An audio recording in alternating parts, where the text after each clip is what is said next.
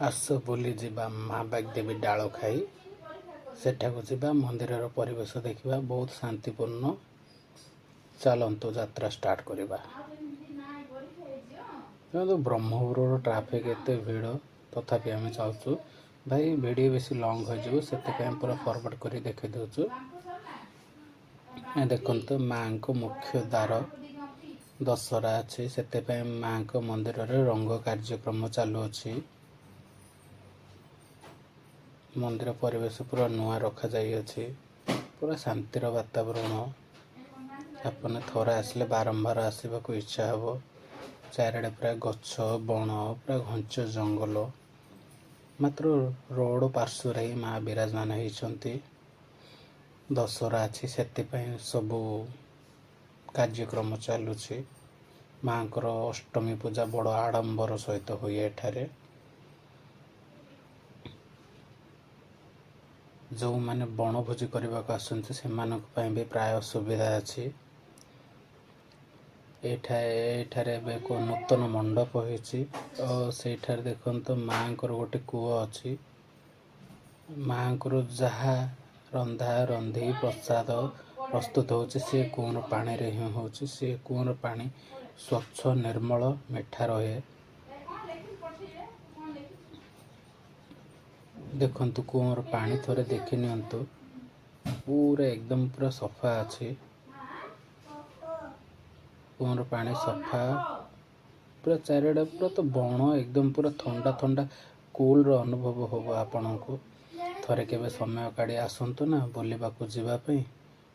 ମାଆଙ୍କୁ ପ୍ରାୟ ବ୍ରହ୍ମପୁର ଠାରୁ ବେଶୀ ନୁହେଁ, 40 କିଲୋମିଟର ଦୂରରେ ଅବସ୍ଥିତ ଅଛନ୍ତି ମା। ଦେଖି ନିଅନ୍ତୁ।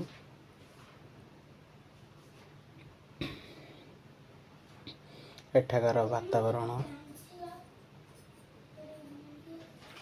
ଏ ଯେତିକି ଜମି ପଡ଼ିଛି ସବୁ ମାଆଙ୍କର ଜମି। ମାଆଙ୍କର ତରଫରୁ ସରକାର ଆର୍ଥିକ କିଛି ସାହାଯ୍ୟ ମିଳିନି। ସାହାଯ୍ୟ ମିଳିଥିଲେ ମନ୍ଦିର ଅନେକ ଉନ୍ନତି ହୋଇଥାନ୍ତା। ଯାହା ହଉ ଭକ୍ତଙ୍କ ଆସୁଛନ୍ତି, ଚାଲୁଛି। ମାଆଙ୍କ ଦୟା ଯେବେ ହେବ ମାଆଙ୍କର ଉନ୍ନତି ଆଗେଇ ଚାଲିବ।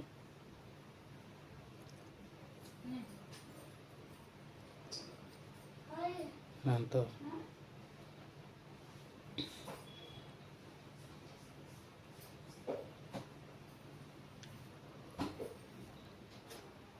ବୁଲି ନିଅନ୍ତୁ ପୁରା ମନ୍ଦିର ଚାରିପାର୍ଶ୍ୱରେ। ଆଗକୁ ଦଶହରା ପୂଜା ଅଛି, ସେଥିପାଇଁ ମନ୍ଦିର ବହୁତ ପରିପୂର୍ଣ୍ଣ ହେଉଛି। ଭାଇମାନେ ମୋର ଭିଡ଼ିଓ ପକାଇବାରେ ଟିକେ ଲେଟ୍ ହେଇଗଲା ତ ମୁଁ ଦଶହରା ପରେ ପକାଉଛି, ମାତ୍ର ଭିଡ଼ିଓ ରେକର୍ଡ଼ କରିଥିଲି ଦଶହରା ଆଗରୁ। ଚାଲନ୍ତୁ ଏଥର ମାଆଙ୍କୁ ଟିକେ ଦର୍ଶନ କରିବା। ଯିଏ ମାଆଙ୍କୁ ଦର୍ଶନ କରିନାହାନ୍ତି ମୋ ଭିଡ଼ିଓ ମାଧ୍ୟମରେ ଟିକେ ଦର୍ଶନ କରିନିଅନ୍ତୁ। ଏଇଟା ହେଉଛି ମାଆଙ୍କ ପାଖର ଗୋଟେ ପୁସ୍ତ ଗଛ। ସେଠାରେ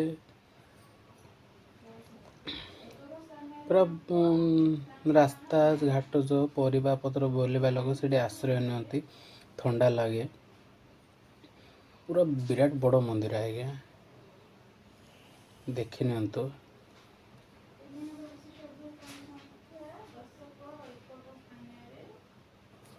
ଏଠାରେ ଗୋଟେ ନଦୀ ଅଛି, ନଦୀରେ ବର୍ତ୍ତମାନ ଭରପୁର ପାଣି ଅଛି। ଦେଖି ନିଅନ୍ତୁ, ବହୁତ ପାଣି ଅଛି।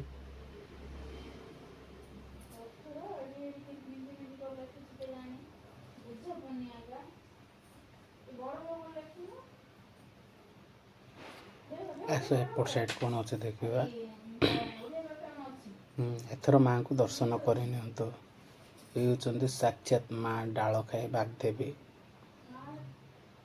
ମାନେ ଯେ ବି ଆସିଲେ ମାଆଙ୍କ ମନ୍ଦିର ପଛପଟେ ଡାଳ ଖଣ୍ଡେ ଭାଙ୍ଗିକି ପକେଇକି ଯାଆନ୍ତି। ମାଆଙ୍କୁ ସେ ଯେଉଁ ଆମର ଗଞ୍ଜାମ ଭାଷାରେ କହନ୍ତି ମା ଡାକିଲେ ଓ କରିବେ। ଦେଖନ୍ତୁ ମାଆଙ୍କ ଅଷ୍ଟମୀ ପୂଜା ଚାଲିଛି, ସବୁ ପ୍ରସାଦ ସେବନ ଚାଲିଛି।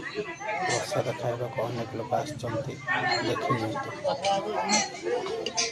ଏଇଠି ଆମର ଗୋଟେ ଭାଇ, ସବୁ ଆମର ପରିବାର ବର୍ଗ ଲୋକ ଆସିଛନ୍ତି। ଭାଇ ଭଲ, ଦେଖି ନିଅନ୍ତୁ, ହାତ ହଲେଇ ଦେଉଛି, ଦେଖି ନିଅନ୍ତୁ ଭଲ ଭାବରେ। ଆରମ୍ଭ କାର୍ଯ୍ୟକ୍ରମ ଚାଲିଛି। ତା ପରଦିନର ଆସନ୍ତି ଏଥିରେ ପୂଜକଙ୍କ ସହିତ କିଛି ଜାଣିବା ମା ମନ୍ଦିର ବାଗଦେବୀ ବିଷୟରେ, ଡାଳଖାଇଙ୍କ ମନ୍ଦିର ପୀଠ। କେବେ ସ୍ଥାପନ ହୋଇଥିଲା, କଣ ଦେଖନ୍ତୁ ହୋଇଥିଲା ସେ ପୂଜକଙ୍କ ବିଷୟରେ ଅଧିକ ସହିତ କିଛି କଥା ଜାଣିବା। ହେବା, କେବେ ମନ୍ଦିର ସ୍ଥାପନ ହେଇଛି ଟିକେ ପୂଜକଙ୍କ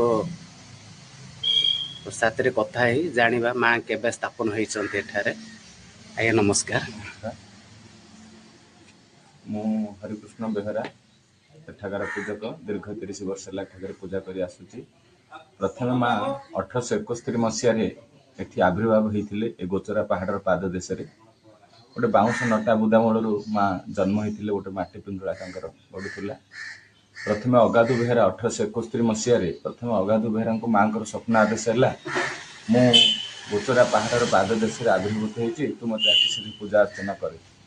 ତ ସେ ସମୟରେ ଗାଁରେ ଗୋଟେ ଗୋଟେ ଗାଁ 2-4ଟା ଘରକୁ ନେଇ ଗୋଟେ ଗୋଟେ ଗାଁ ତିଆରି ହେଇଥାଏ। ସେ ସମୟରେ ଅଗାଧୁ ବେହେରା କହିଲେ, ମାଙ୍କର ଗୋଟେ ମୋତେ ନିର୍ଦ୍ଦେଶ ହେଇଛି ଗୋଚରା ପାହାଡ଼ରେ, ଚାଲ ଯିବା ଖୋଜାଖୋଜି କରିବା। ତ ଅଗାଧୁ ବେହେରା ଗୋଟେ 5-6 ଲୋକ ଧରି ଆସିଛନ୍ତି। ଗୋଚରା ପାହାଡ଼ରେ ଖୋଜାଖୋଜି କରିଛନ୍ତି, ବଣ ଜଙ୍ଗଲ ଭିତରେ କିଛି ତାର ସନ୍ଧାନ ପାଇଲେନି, ଫେରି ପଳେଇଲେ ଘରକୁ। ତା ପରଦିନ ରାତିରେ ମା ମନୁଷ୍ୟ ଶରୀର ହେଇ ବାଘ ପିଠିରେ ବସି ଅଗାଧୁ ବେହେରାକୁ ସ୍ୱପ୍ନ ଆଦେଶ ଦେଲେ, କହିଲେ ତୁ ତ ମାଆକୁ ଚିହ୍ନି ପାରିଲୁନୁ, କାହାକୁ ଚିହ୍ନି ପାରିବୁ? ମୁଁ ଗୋଚରା ପାହାଡ଼ର ପାଦ ଦେଶରେ ଝୁମ୍ପୁରି ବାଉଁଶ ନଟା ବୁଦା ଆବିର୍ଭୂତ ହେଇଛି, ମୋତେ ଆସି ପୂଜା କଲେ। ସେଦିନ ସକାଳୁ ହଠାତ୍ ଅଗାଧୁ ବେହେରା ଆସି ମାଙ୍କର ପାଦ ଦେଶରେ ଗୋଟେ ମାଟି ପିଣ୍ଡୁଳା ଗଡ଼ୁଛି, ସେଠାରୁ ଝୁଣା, କର୍ପୂର, ଗୋକୁଳ ଇତ୍ୟାଦି ସୁଗନ୍ଧ ବାହାରୁଛି। ତାକୁ ମା ବୋଲି ଭାବି ସେଠି ପୂଜା ଅର୍ଚ୍ଚନା ଆରମ୍ଭ କଲେ। ପୂଜା ଅର୍ଚ୍ଚନା ଆରମ୍ଭ କରିବା ଭିତରେ ଆମର ଖଲିକୋଟର ରାଜା ରାମଚନ୍ଦ୍ର ମଦରାଜ ଦିନେ ତାଙ୍କର ବାଲିଆ ବଙ୍ଗଳାକୁ ଯାଉଥିଲେ ଘୋଡ଼ାରେ ଚଢ଼ିକିରି। ଏଠି ସେ ପୂଜା ଅର୍ଚ୍ଚନା କରୁଛନ୍ତି, ହଠାତ୍ ତାଙ୍କ ଘୋଡ଼ା ଏଠି ଅଟିଗଲା। ପୂଜାରୀକୁ ଡାକି ପଚାରିଲେ, ତମେ ଏଠି କ'ଣ କରୁଛ? ସେ କହିଲେ, ଆଜ୍ଞା ମାଙ୍କର ଗୋଟେ ନିର୍ଦ୍ଦେଶ ହେଇଛି, ମୁଁ ଏଠି ପୂଜା ଅର୍ଚ୍ଚନା କରୁଛି। ନାଇଁ ଏସବୁ ଏଠି କିଛି କରିବା କରନି, ବନ୍ଦ କର। ରାଜାର କଥା ମାନିକିରି ପୂଜା ଅର୍ଚ୍ଚନା ବନ୍ଦ କରିଦେଇଛନ୍ତି। ତା ପରଦିନ ରାଜାଙ୍କୁ ମାଙ୍କର ସ୍ୱପ୍ନ ଆଦେଶ ହେଇଛି, ତୋର ଘୃଣାର ପ୍ରତିଫଳ ତୁ କାଲି ସକାଳେ ବାଲିଆ ବଙ୍ଗଳାରେ ପାଇବୁ।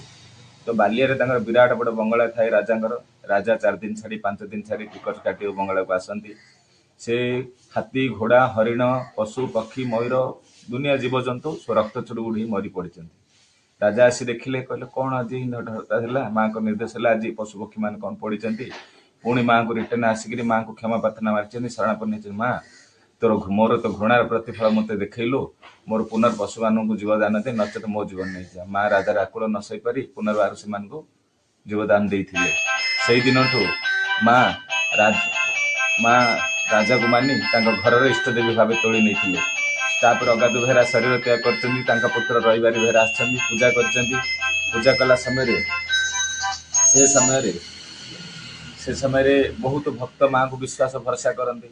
କଲା ଭିତରେ ସେ ସମୟରେ ଡାଳ ଜଙ୍ଗଲରୁ ଜନ୍ମ ହୋଇଥିଲେ ବୋଲି ଡାଳ ଖାଇ ନାମକରଣ କରିଥିଲେ ଅଗାଧୁ ବେହେରା। ତାପରେ ରଇବାରୀ ବେହେରା ଆସିଲା ପରେ ସେ ବହୁତ ଭକ୍ତମାନେ ଆସନ୍ତି, ଯିଏ ଯାହା ମନରେ ଭାବନ୍ତି ହଠାତ୍ ସେ ମନବାଞ୍ଛା ପୂର୍ଣ୍ଣ ହେଇଯାଏ ବୋଲି ବାକ୍ୟ ପୂର୍ଣ୍ଣ ଦେବୀ, ଅଭିଳାଷ ପୂର୍ଣ୍ଣ ପୀଠ ବୋଲି ବାଗଦେବୀ ବୋଲି ନାମକରଣ କଲେ।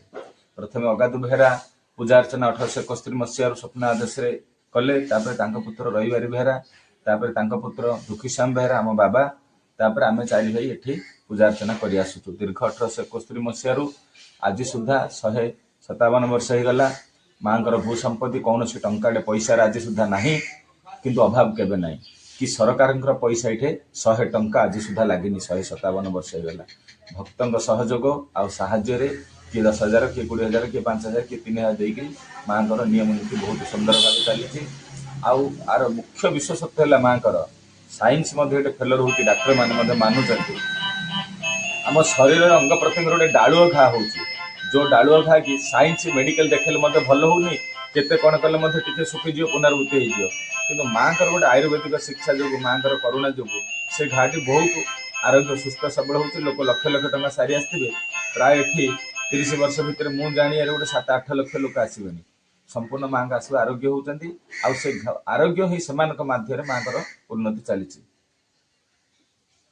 ଠିକ ଅଛି, ନମସ୍କାର। ଆଜ୍ଞା ନମସ୍କାର।